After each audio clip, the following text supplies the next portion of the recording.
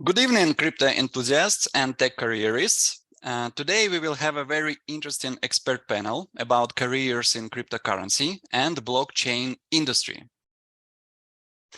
My name is Val. I will be your moderator today. Briefly about me, I graduated from the Canadian MBA program with a marketing specialization. Currently, I work at one of the largest international tech corporations. Before that, I worked in the pharmaceutical and CPG industries in companies like Procter & Gamble, GlaxoSmithKline, Danone, and Heineken in marketing and sales roles. Before we get started, let me inform you about the rules. All participants will be muted. However, you will be hearing sound. No need to use video. This session is being recorded and will be shared with the registrant by email after the session. You are free to post questions using the Q&A function, not chat, but Q&A, please. And you are free to register for the future live workshops organized by Divan using the link divan.ca/all-events. What is Divan? Divan helps students and graduates to get hired in Canada. In French, Divan means to get in front of, and this is our aim for you. We help you to get ahead of the competition and get in front of employers so that you can build your dream Canadian career. You are free to check out the job search resources available at divan.ca. Now let me introduce you our honorable panelists. Alexander Chukovsky, founder of cryptocareers.com. Alex has over 15 years of experience in HR tech and talent acquisition in diverse senior management and advisory roles in job boards, recruitment marketing and automation providers, and job board software providers. Alex operates the most significant job board in the cryptocurrency, blockchain, and DeFi space. CryptoCareers has delivered over 14,000 applications in leading crypto companies and helped hire over 4,000 people. Miles Brooks, crypto tax expert. Miles holds his master's degree in tax. He is a certified public accountant and is determined to bring clarity to crypto taxes. Miles' background with cryptocurrencies dates back to 2017 when he became a trusted crypto resource internally for Apperson Partners. And Chris Skinkle, business professor and Bitcoin miner. Chris is an advanced Bitcoin miner with a deep knowledge of blockchain technology and cryptocurrencies.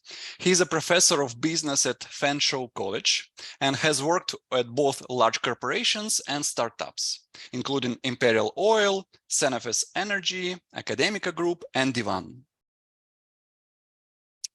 And the first questions that I would like to ask our respectable guests: what inspired you to join the industry? Please tell us your story. And let's start from Chris. Thanks a lot, Val, and thanks to the other guests. Looking forward to our conversation tonight.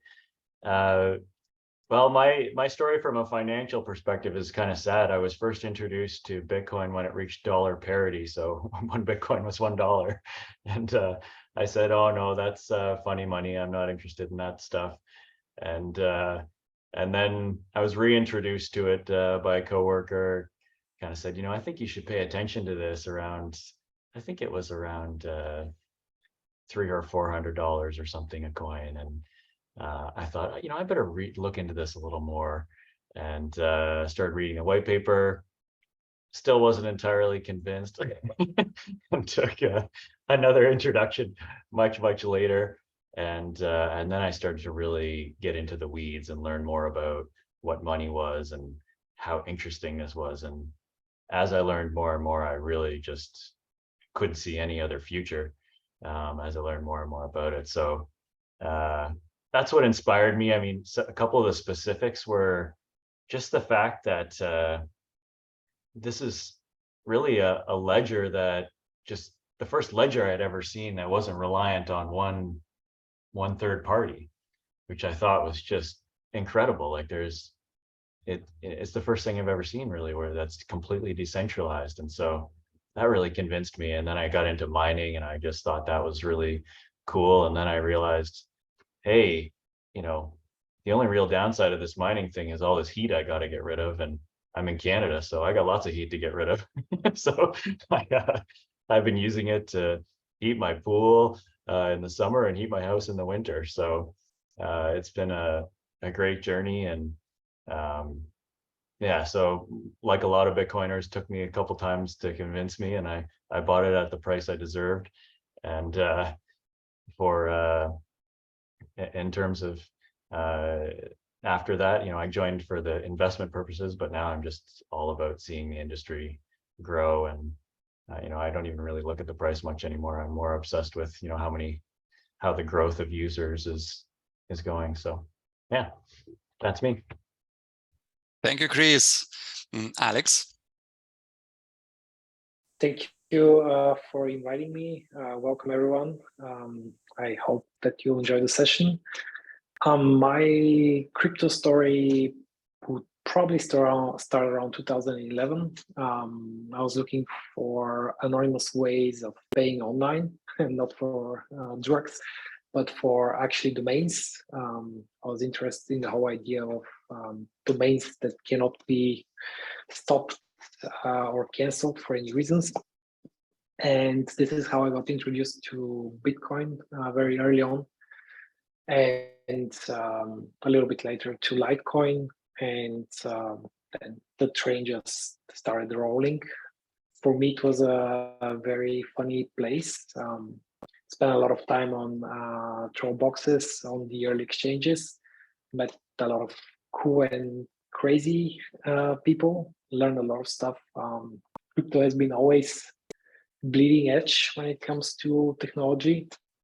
So this is really a big motivation for me to try to keep up with this industry. And it also touches the economy. So I read some of the Vienna School stuff early on, and I don't know, it just kind of fits together to have some kind of an open source money out there that's alternative to money managed by governments. And historically speaking, governments has not always been the best sites to take large macro or financial decisions, as we have seen.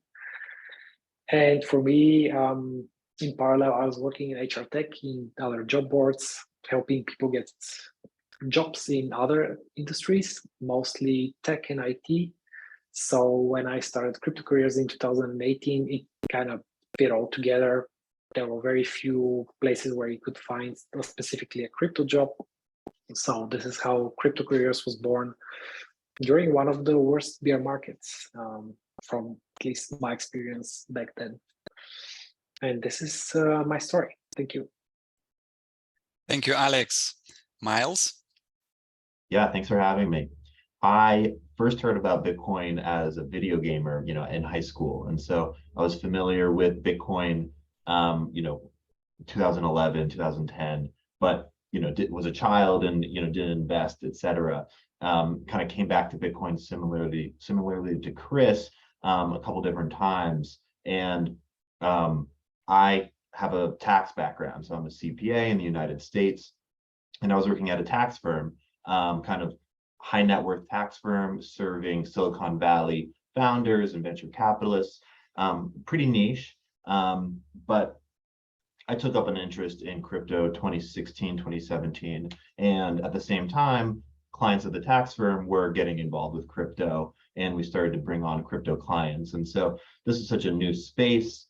We had great people on our tax firm, but they just weren't familiar with the lingo of crypto and what crypto was. So I was there as a resource to help them understand wallets and, taxable transactions, internally within my firm. So this is kind of how I got started with crypto and tax together. And I, of course, was invested, and, mentally as a hobby, I was all in. Investment wise, I was all in. And it took a certain amount of time before I wanted to be all in terms of my career.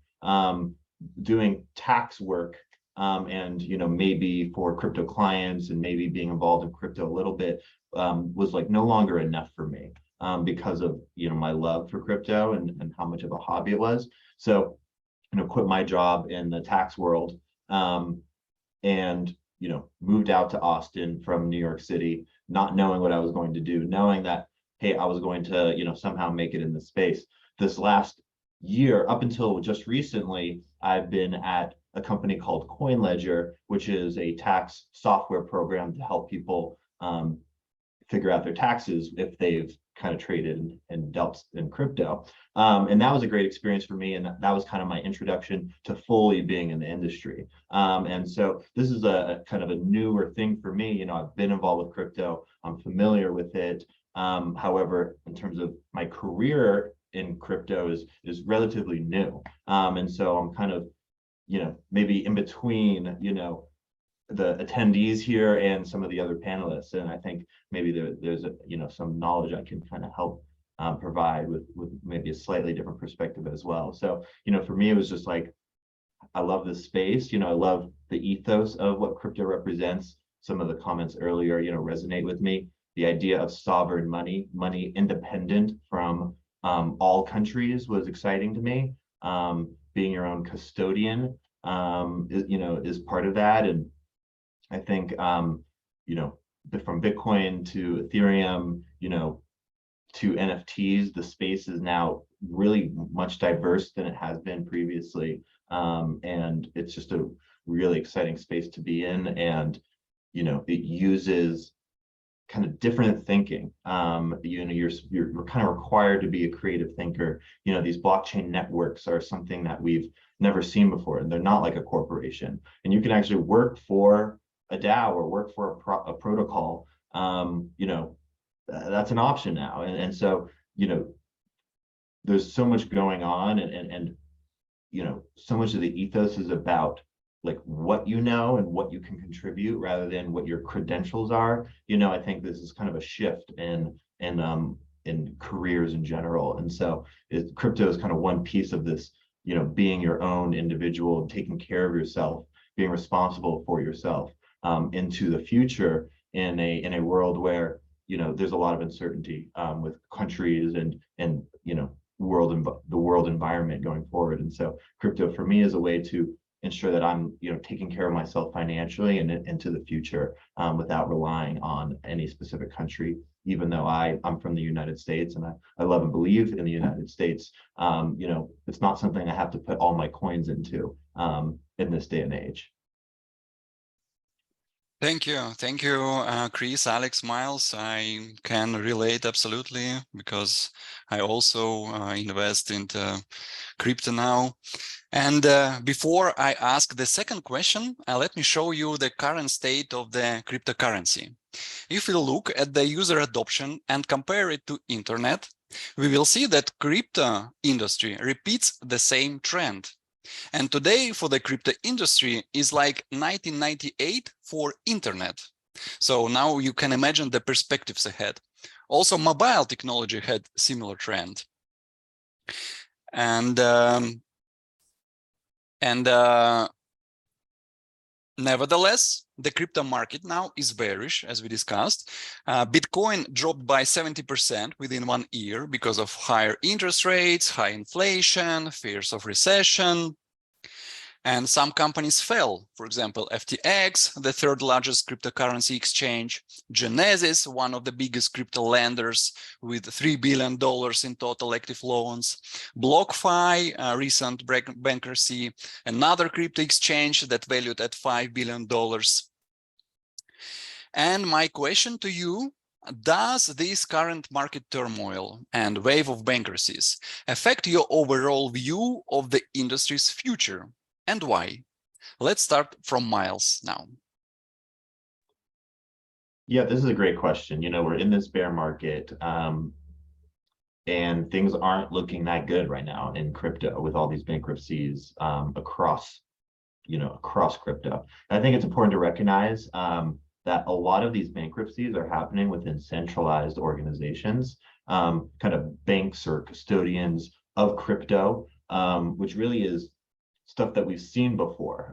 We've seen banks be teamed up with the investment side and, trade against, their users before in the traditional finance world. We've seen some of this kind of fraudulent level activity in our real world. And so this isn't, none of these bankruptcies are unique to crypto. And I think it's really important to kind of focus on the positives within this bear market. What we've seen within the bear market is that these protocols that kind of, a lot of them are brand new, are new from this most recent bull market, 2018, 2019. These protocols have kind of worked and continued on without a hitch. With all the volatility, with everything that's going on, Uniswap is still trading coins peer-to-peer in a really what is a new invention. Never before have people been able to trade assets without an intermediary. And so there's like new inventions that are coming out. These protocols are working flawlessly. And it's kind of, we're seeing this like new future of finance work perfectly in the bear market. It's exactly what you would want to see out of the technology during this downtime.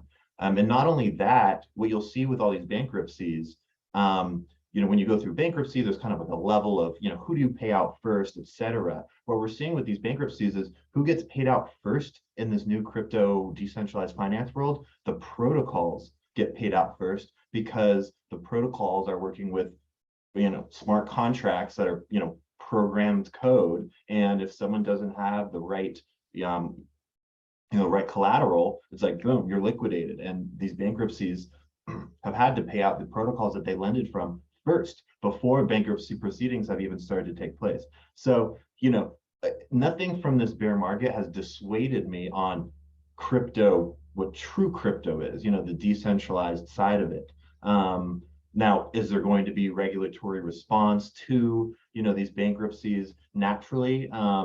And does that affect my overall view of the industry's future? Yes, slightly. But when you get to what the core of what's happening in crypto, nothing has changed in terms of the bullishness and the potential in this industry. You add in items like NFTs. What are the potential with NFTs is just, it's hard for the brain to wrap around all the potentials of property rights and ownership in a online setting.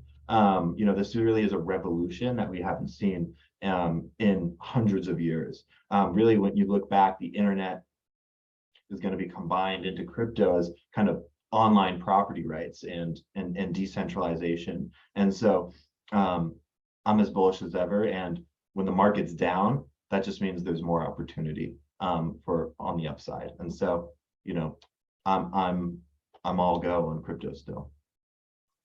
Thank you, Miles. Chris? Yeah, so I'm in a similar camp as Miles.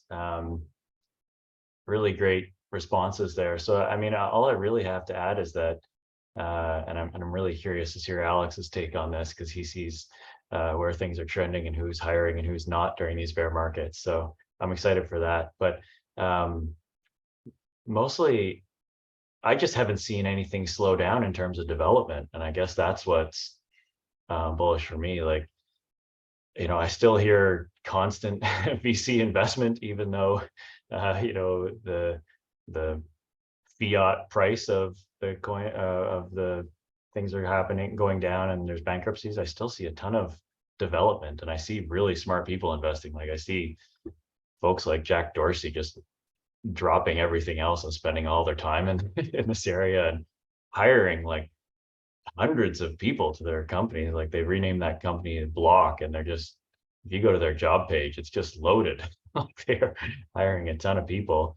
And I see folks like Michael Saylor from MicroStrategy starting to dive into developing things on the Lightning Network, which is really cool. And so if you're not part of the industry, if you're listening to this and you're kind of seeing the mainstream media news, like, oh, this person was a scam and this is going bankrupt and it just looks terrifying, I guess my advice to you would be just go in and dig a little deeper. And I think the more you learn, the more you'll go down the rabbit hole.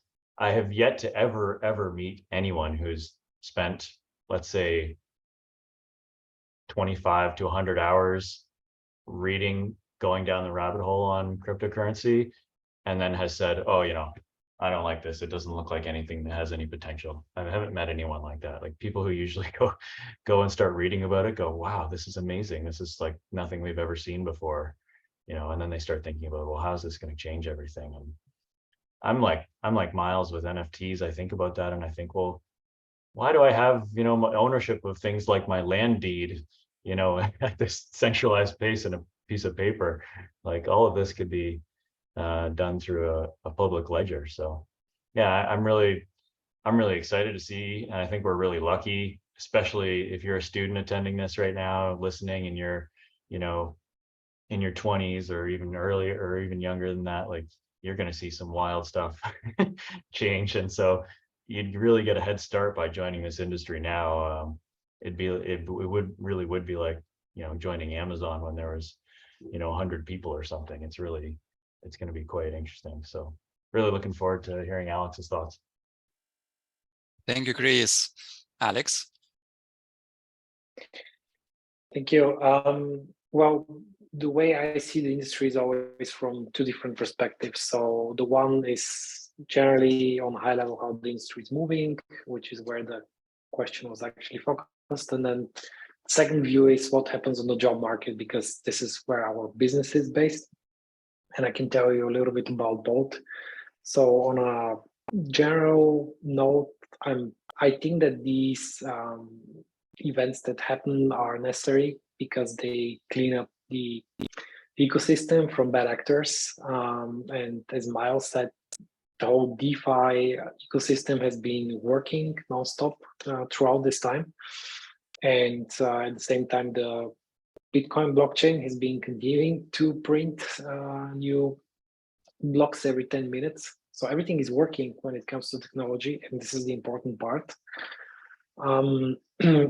During these bear markets is also where, in my experience, the biggest innovations happen, because people can actually focus on work rather than looking at prices all day. And I mean, with the last hype cycle, we got DeFi and NFTs, which is a tremendous achievement for the whole crypto Web3 industry. And I think in this bear market, we are going to have some other innovations that will roll out, which we'll talk about definitely later. So all in all, I don't see it as a bad thing. I see it as a good thing. These people have to leave the ecosystem. Of course, it's bad when normal folks get hurt and they lose money. But you're not insured to having this also on the stock market. There's no insurance against it. We recently had a huge German company called bankrupt, Wirecard. A lot of people lost money too. So unfortunately, these things happen. I guess it's kind of a human nature thing. So the faster they get out of the ecosystem, the better it is for all of the builders. And when it comes to the recruiting side, what I saw in the last bear market was that generally two things happen. So big companies reduce their hiring because in bull markets, of course, they overhire.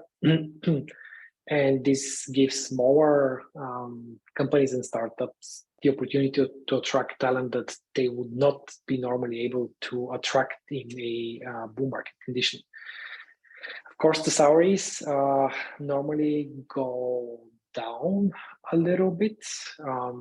So companies tend to try to compensate with equity or tokens.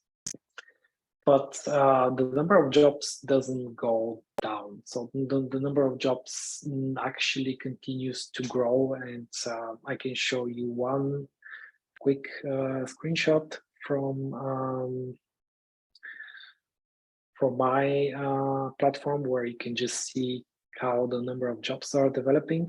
So as you can see, this is number of new jobs posted. June, very high value. July, a little drop because of the seasonality. August going up, September going up, October stable, where the first like really hard correction started to happen. And surprise, November job supply is actually going up. So this is really impressive, and it's here to show you that there's a lot of opportunities on the market. Although, of course, applying and looking for a job in the bear market requires slightly different skills, which we'll get to talk about a little bit later in the panel. So all in all, yeah. Alexander, this was over 1,500 jobs posted just on cryptocareers.com in the month of Yes. November. Wow. That's a lot. True. Yeah. Cool. Well, we don't. So we have a significantly larger database of jobs. We just don't put everything on the site for a majority of the reasons. So we try to verify every company that gets to post a job. So that takes a lot of time. So we're not able to really process everything that we can that we have right now as an inventory. But it's important to know that the number of companies that we find is going up, the number of jobs is going up. So there's no bear market in crypto recruiting, if that makes sense. Yeah. Yes, thank you very much, Alex. It was very valuable and interesting.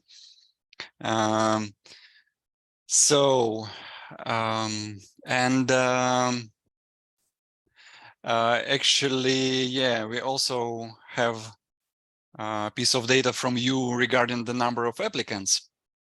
And we also see that number of applicants increased. So basically, we can say that both applicants and both demand and supply increased during this bear market in terms of jobs, which is very good. And the next question that I have to our panelists, what are the prospects for growth in the industry? What do you think? And let's start from Alex this time.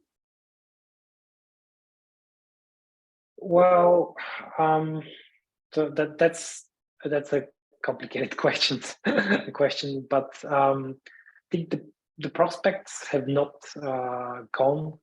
They have just changed a little bit. So it's still a great time to join the industry.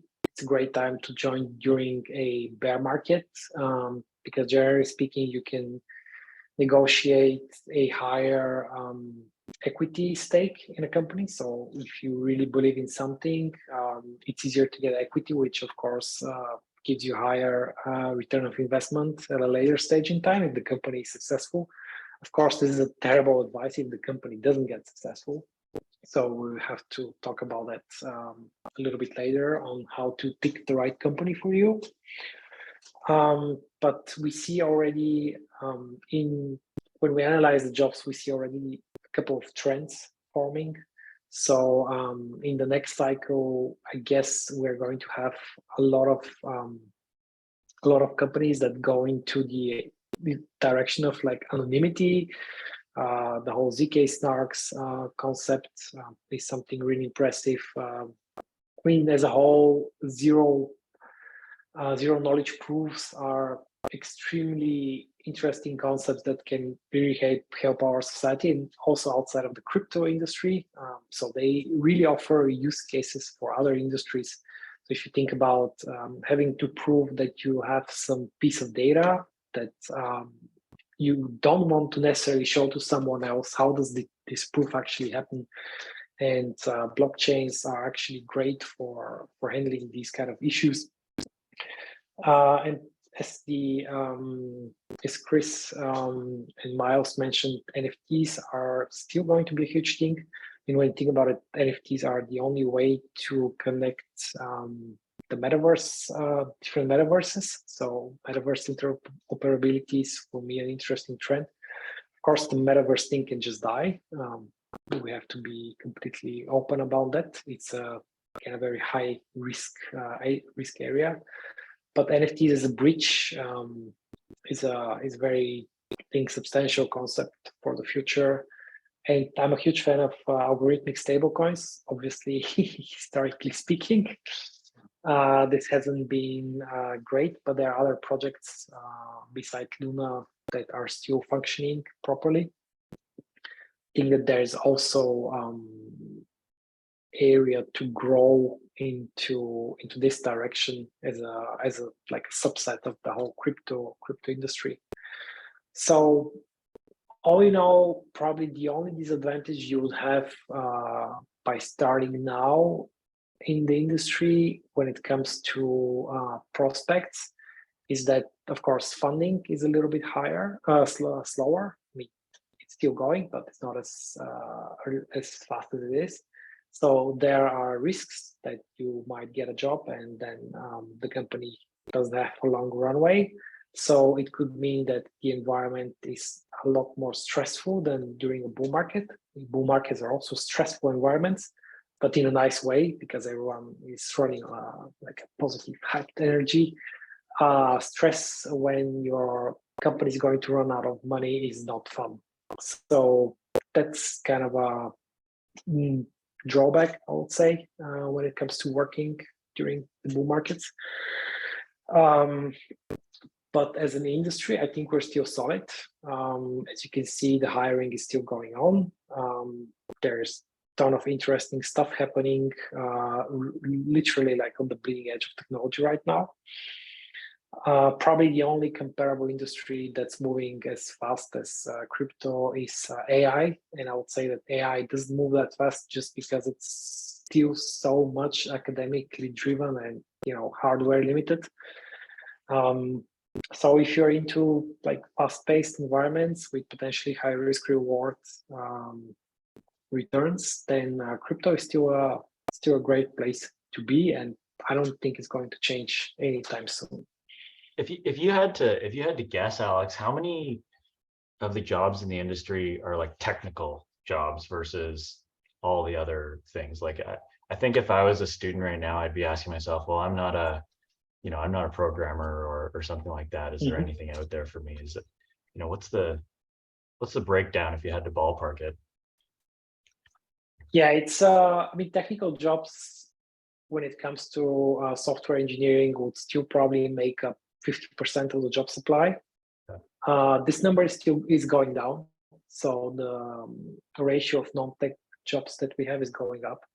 So if you think about the classical functions of a company, right? So marketing, sales, product management, accounting, administrative roles, if you want, system administration, legal. There are plenty of jobs. There's literally no function of a normal company that crypto companies are not hiring for.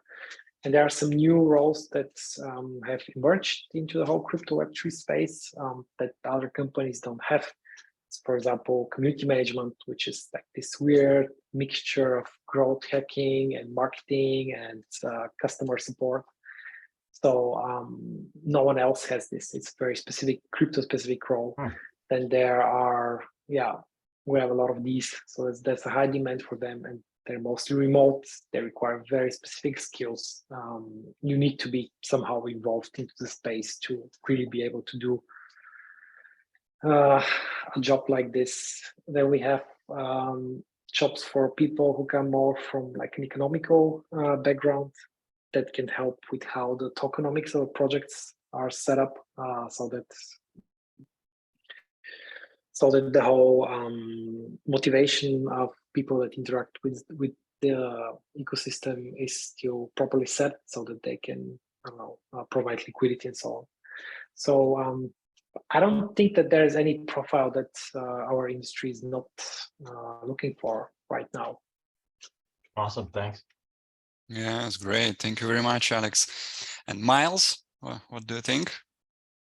Yeah, absolutely. So just even from my accounting background, I can tell you that first of all, there's not enough people becoming accountants in general for the amount of, roles that are needed into the future. And then you look at crypto, and that is even more so the case. There's really just not enough crypto accountants in the space. And so like that's a huge opportunity. And it could go further. So that's kind of like classical. Hey, maybe you're doing tax work, or maybe you're doing consulting, et cetera, accounting. It's for, Coinbase, you're doing corporate tax or whatever. But that also, going to what Alex said, there's kind of new jobs in the space, even just in accounting, right? If you're able to, bring in like forensic analysis to the blockchain, and you start kind of diving into reading the blockchain and understanding how to read the blockchain and all that stuff, right? Like that's a type of forensic accounting that, has never existed before. And that's a huge need and is very complicated, but anyone can go out and decide, to become an expert in this crypto space, which is really exciting. And so kind of no matter what you want to do, no matter what interests you, there, is likely, some crossover with crypto potentially. You maybe have to be a little flexible, but the space is so new that, and the space values kind of what you can bring to the table over, your time in your amount of time you spent in the space or your credentials, that, again, anyone can become an expert in whatever niche crypto thing you decide. And so that's really interesting. Beyond accounting, I think crypto has, at first was very like, these blockchains kind of live in their own world. And so these blockchains, you look at Bitcoin was started, there's no like interaction outside of Bitcoin with the real world or even with other networks. It's similar with Ethereum, right? And I think like most recently in this last bull market, excuse me, we've seen kind of these a little more interaction between chains with bridges, and we're kind of seeing a more developed crypto ecosystem with layer ones like Ethereum and layer twos that kind of build off of Ethereum but are maybe cheaper and are secured by Ethereum. And so we're kind of seeing like this interaction between blockchains start to play out now. But really like the next level is to move some of this kind of crypto, the benefits of crypto and crypto networks into the real world. And so, how can we use this decentralized, transparent technology to enhance other industries, right? And I think we saw that with the internet, where, the internet was maybe like a niche thing, and eventually the internet changed the game on every industry, right? And so we may see similar things play out, maybe not every industry, but maybe financial industries or governance type industries. You look at real estate, right? Every real estate transaction when you're buying or selling property requires escrow, which means kind of both people on both sides, they give to an intermediary who holds kind of the cash and who holds the title and then does the transaction. Well, with programmable money and smart contracts, potentially you can displace an entire industry and no longer need real estate escrow. And so like the potential in every industry is really like we're at the beginning stage where you just need to, be creative, be inquisitive, want to learn more, because we're just still so early on. We're not quite sure what the growth is going to be. No one could have predicted the growth of NFTs and DeFi 4 years ago. The space moves too quickly. And so I think it's all about kind of like being in the space, trying to keep up as much as possible, which is now very difficult to do because the diversity within crypto. But it's kind of just, finding what interests you, finding your niche, and kind of rolling with it and growing with it, whatever that ends up being. And that's kind of like my perspective on it, because I don't think there's a good answer for prospects for growth. However, the technology will continue to grow. I think that's inevitable. And so I think there's growth naturally with that. Yes, I completely agree. And Chris? I was curious, Miles, you mentioned earlier about like working for a DAO. So for those listening who don't know what that is, it's a decentralized autonomous organization. I was curious, like Miles and Alex, have you guys seen any instances of this, like where a DAO is hiring people, and how does that work? Like, I mean, absolutely. I mean, you get these communities, right? Crypto is very community oriented, right? Because it's so decentralized. And so, it takes a community to build up a protocol. You take a bridge protocol, for example. This protocol, would allow people to transfer money from the Ethereum network to a layer 2 or Ethereum network to another layer 1 blockchain, right? People are using the bridge and using the protocol, like, need technical support, help. And so you could just be like, hey, like, I like this protocol, the community seems fun, and start to, like, read all the white papers, read all the information, ask questions, start to understand. And when you start to understand, and hang out in the community, you'll see, hey, people are asking the same questions. And because you've been interested in the space, and maybe you can answer some of these questions as a nobody, as an anonymous person. You don't even necessarily need to be invested into the protocol itself. You can just kind of start participating, and you start to see some of these, you participate in other ways in the protocol, right? Set up like a data dashboard, right? That can better describe, this stuff. Maybe you have a math background, and you can kind of write up some, like, math theory about how, like, the coins can, like, be more efficient, something like that. All of a sudden you start to, like, show you have value, and you're committed to the protocol or the DAO. And the DAO may decide, hey, you're valuable, we want to pay you in tokens. You can be a community moderator, you could be technical support, just within working at a DAO. And so you could be a data analyst, and if you're, depending on the protocol, depending on your value, depending on what they need, they may decide, to pay you.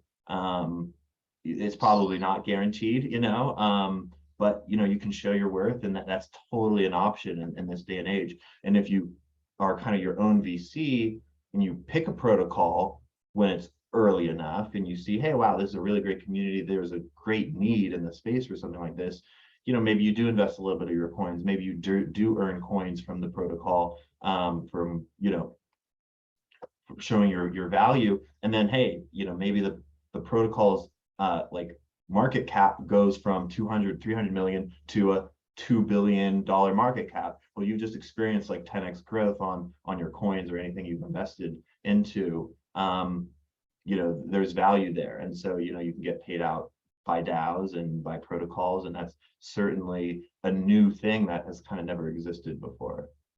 Well, thanks. Yeah, I'll just talk to the mining industry a little bit, because it's popular in Canada because we have a lot of renewable energy here. So companies like ExxonMobil and big companies that are in the energy industry are investing in mining operations, mostly because they've got waste energy that they have to get rid of. So companies like that are looking for experts in the industry. Being someone who's familiar with electrical work is going to be in further demand, I think, and that's just my opinion on it. But it requires a lot of additional knowledge of electrical work, and there's a ton of companies mining in Canada, and they're big industries, right? They're holding a lot of valuable assets, and they're running a fairly complex operation. And so there's quite a few companies, when you start to Google sort of Bitcoin miners in Canada, and you can start to see postings with them come up. And again, they're in all types of industry or all types of jobs, just like any other company. So I know that that's a big thing. If you're interested in mining, it's something you can start on your own and pick up a miner for like less than $500. Might not be the most efficient thing, but if you use all the heat in your house, then you don't have too much to lose. So I would just say dip your feet in and try it out. It's interesting, Chris. Thank you very much. Yeah. And the final question from my side to our panelists before we go to Q&A session. What advice do you have for young people who are interested in joining the industry? And let's start from Chris. Yeah, so my advice would just be to get started listening and learning. That's kind of how I started, and so I'm biased towards that. And maybe even dip your toe in a little bit. So, even if it's not like a big part of your net worth or something, sometimes when you have a little bit invested, you spend a little more time on it. So that's not a bad piece of advice either, I don't think. And I think it's really something where there's a ton of people who want to help.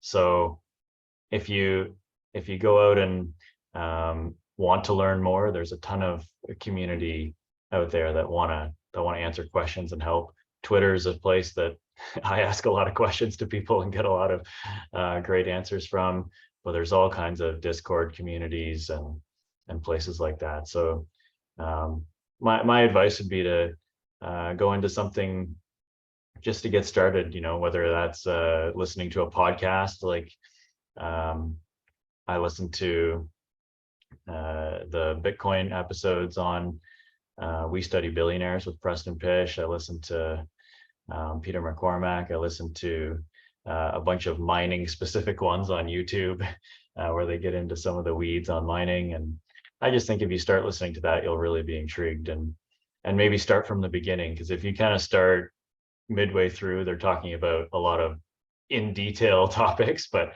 you start from the beginning and start learning how money actually works, and why this is a really interesting currency and different from anything else we've tried ever before on the world. So that'd be my advice. Jump in and try just learning a little bit, and then you'll just be down the rabbit hole, and I won't hear from you for a couple months, and then you'll come back and with more questions. So great, thank you. And Miles? Yeah, my advice is similar. Crypto is one of these things that no one really can teach you. Now you can build a community, you can listen to podcasts, but at the end of the day, it's like very up to yourself how involved and how much you learn. Crypto as one of these terms kind of relates to that, is, trust but verify. And in a way, you're going to have to, interact with people, but understand, hey, these people may not have your best interest at heart, right? And so it can be complicated in crypto. It can be really hard to dip your toes in. However, the best thing to do is, be inquisitive, read a lot, find what interests you. And, again, anyone can become an expert in the space. You just have to find what interests you the most. Start writing.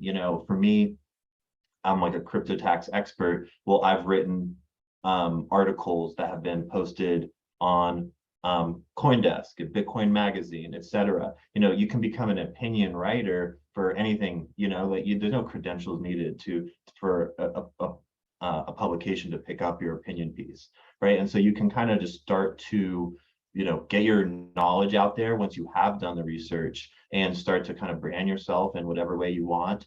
That's a big piece of this too. And yeah, it's just about dipping your toes in and falling down the rabbit hole, like Chris said, and seeing where that brings you. And to reiterate what Chris said, yeah, you kind of it's best, I recommend, that you go back to the basics. What are properties of money? What is money? What is Bitcoin? What is Ethereum? And just start going down and understanding more and more of this stuff. And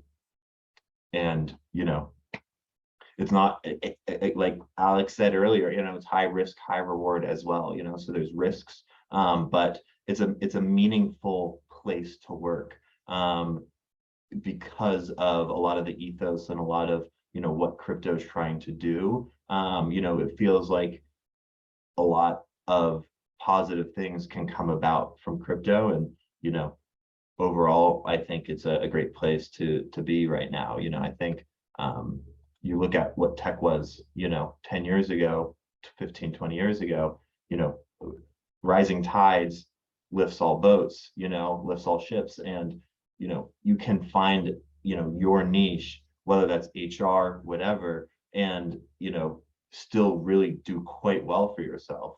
One of my clients that I did taxes for back when I was at Apperson Partners, this client was one of the first employees at one of these tech companies that, all of us use every day, and so they weren't technical, but they were persistent and believed in this space.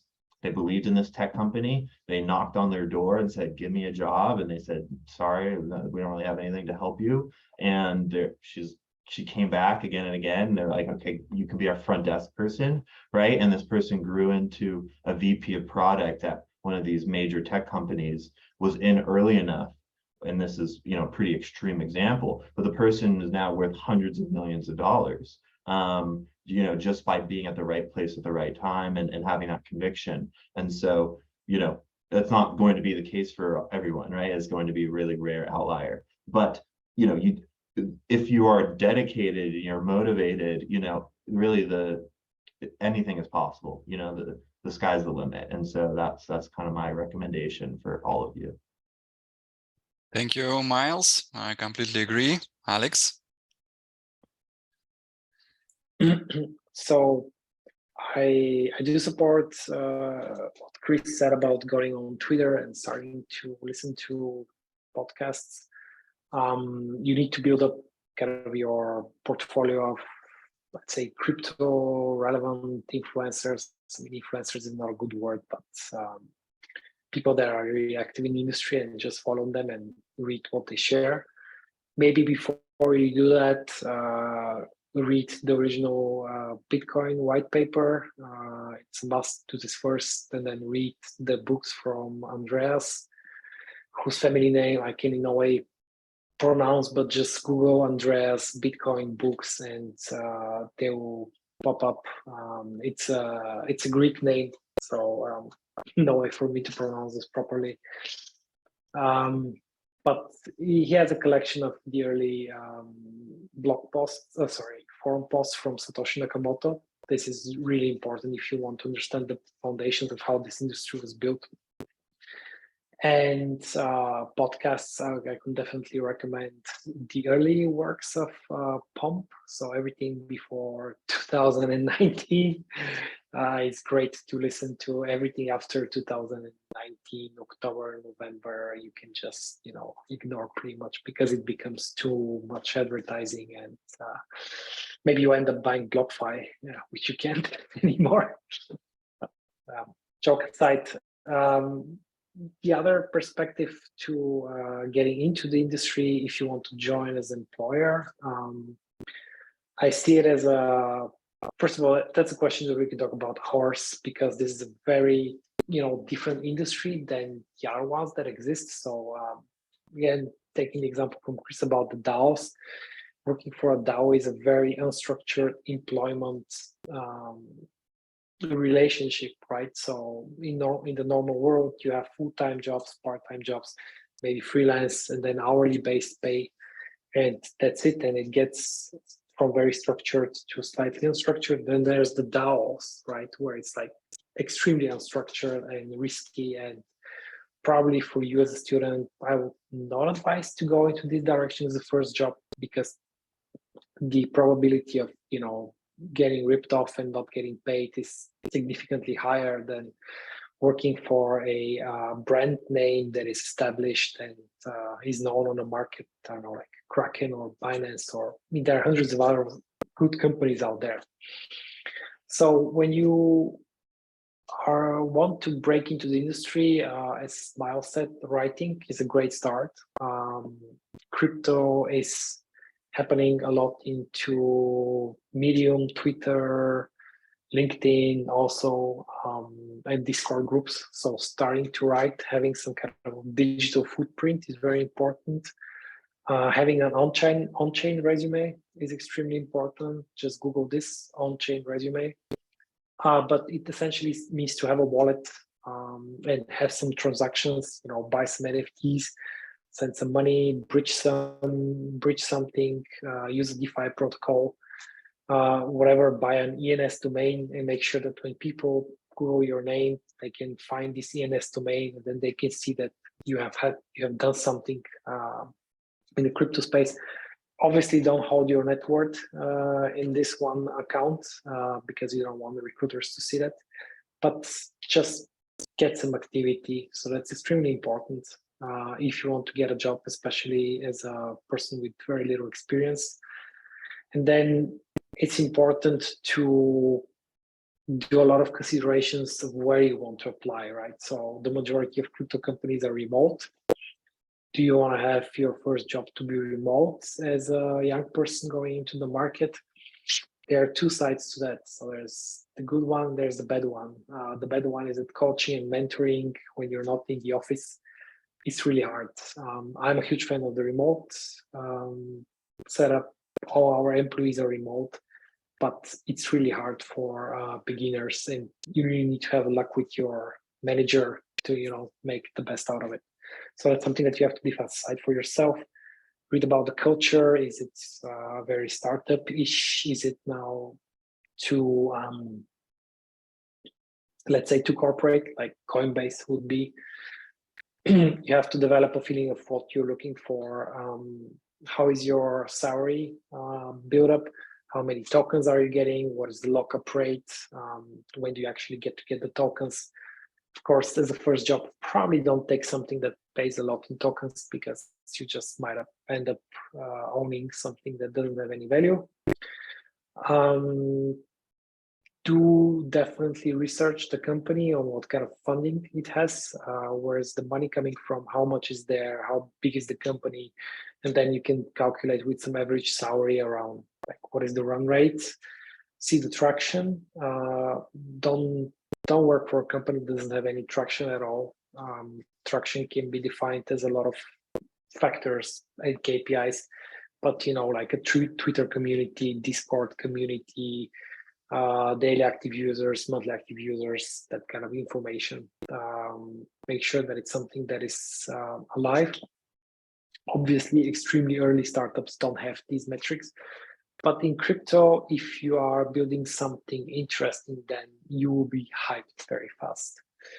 And the rest is, reputation of the company. So if you're looking for something that has been on the market for a while, so like an established company, just, Google a little bit about the past, Google company name plus scam, scandal, issues, withdrawal problems, like the typical stuff that doesn't work on crypto. And really think about what company you're picking. I think that's the most important thing. And probably one good shortcut, if you're writing, if you have your own chain resume, is to try to interact with managers and people that have decision power in the company. The good news on crypto is that you can do it very easily. You just go to Discord or Telegram or Twitter or even LinkedIn and just write to folks and say, that's what I'm looking for. Get me a job. And in a lot of cases, you'll be surprised how good this is going to work rather than just applying to jobs, or at least like reach to someone before you apply to the job. That would be probably my last advice on this topic. Wow, thank you very much, Chris, Miles, Alex, very valuable advices.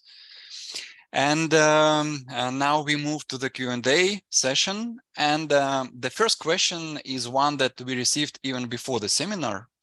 Lorna asks, I am interested in exploring possible careers in cryptocurrency and blockchain. Uh-oh.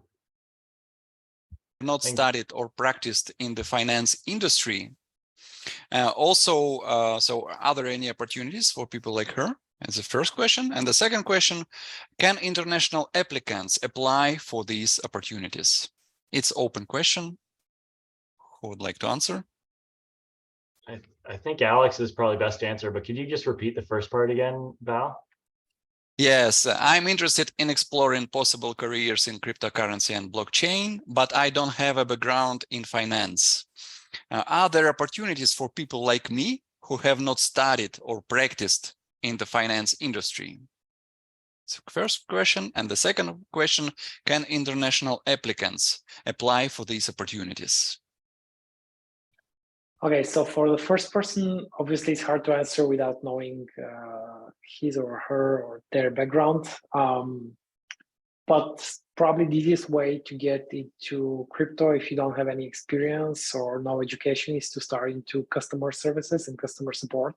And it's a great way to learn, and there are a lot of ways to move across the organization into product or into finance or into accounting. So that's what I would recommend to start it. And for the second question, I mean, crypto is, I don't know, like 80% of the jobs right now are remote. So they are open to people from all over the world, most of them. You have to be, of course, careful because sometimes companies have restrictions on the time zone. Sometimes they also have country or continent restrictions. So just make sure to read the job description. But if it says remote anywhere, then you can apply from anywhere. That's how it works. Yes, I completely agree. Also, we had a question about podcasts and books, but you already answered it. Thank you very much. And another question from the Q&A, quite opposite to the first one. I'm a financial service student. What would you say is an entry-level position I can apply for in the crypto industry? So the person has financial education. Yeah, I'm ready to lean on Alex for this one again. Okay, well, looking at the website for beginner jobs with financial background, what do we see? So you can definitely do something in the area of an analyst position. So financial analyst, these are normally could be junior roles. You can look into reporting roles if you want to get into the accounting side of finance. I'm not sure from this profile if it's more like finance driven or accounting driven. You can go into some kind of assistant role for a financial service department or accounting department. There are quite a lot of these. There are financial analyst interns. It's a very typical role in the US, in the US-based companies. Auditing support roles. But generally, just what I see on the site is a lot of like project and business analyst roles for finance, and that's actually a great role to get as a first job because it will teach you how to think analytically, and definitely go with that way if I have to choose. Great. And the last question that we have is, what is the best website to invest in crypto and NFTs? Do you recommend Quest Trade? It's a Canadian broker, if I'm not mistaken. I'll jump on this one. So I'm not going to recommend any specific website, and I'll just clarify this by saying it's not financial advice, but I will say that regardless of where you buy them, there's lots in Canada.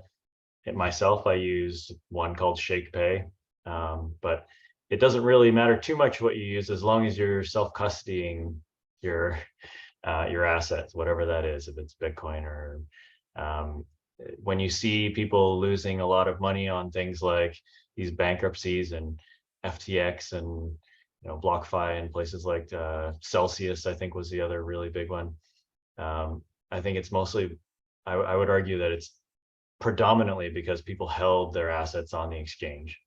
And so, if you're a daily trader or something, there's probably some portion that you need to hold on there. But in general, if you're just a long-term investor in it, then self-custody your stuff or use someone who allows you to self-custody your keys and does that. So that's my piece of advice. I don't know whether you guys have something different to say on that, but that was That would be my number one advice. Not your keys, not your coins. So self-custody.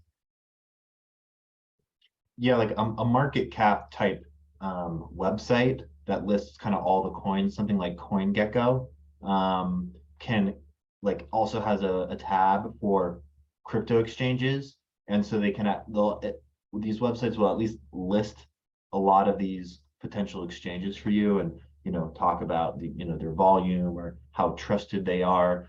So that's like a good maybe place to start researching if you don't even know what's out there. Some of these kind of aggregator sites like CoinMarketCap or CoinGecko may be a good place to start checking things out. But like it's also really important, kind of like what Alex said, is it's really important to find those people, like whether it's on Twitter or wherever, that are like trusted. Now, again, in crypto, you don't want to trust anybody, right? But to find those people that are truly in the space and are truly like working on what the core of crypto and Bitcoin are about, you will hear generally good advice from these people that are good actors in the space. Could be a little hard to parse through, who's shilling you and trying to sell, their coins while, incentivizing you to buy at the same time, versus people who are truly like focused on the tech. But when you find those kind of trusted voices, it's easy to kind of reach out and ask them, what do they recommend, or kind of they talk about it here and there, what their favorite exchanges are, etc. That's another way to go about it. One thing that reminded me was like, say Questrade, I think is like just an investment broker. If they don't allow you to self-custody, then I would argue that that's not a great place to get it. So yeah. If Great. you cannot withdraw your crypto, then it's not yours. Yeah, exactly. Not your keys, not your coins. Yes, correct. Absolutely.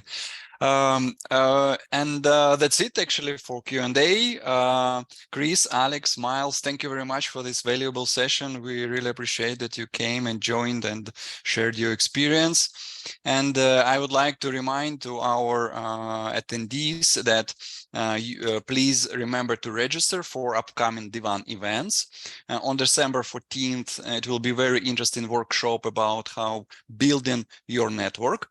On December 21st, it will be a very funny event, Divan Christmas Social, when you have a chance to network with our career coaches. On January 11th, it will be another expert panel like this one, but about the careers in IT. And on January 18th, it will be a workshop about revamping your resume. You should proceed to the divan.ca/all events and register. It's free. And I wish you a great evening and great new opportunities that crypto industry opens up for all of us, and all the best.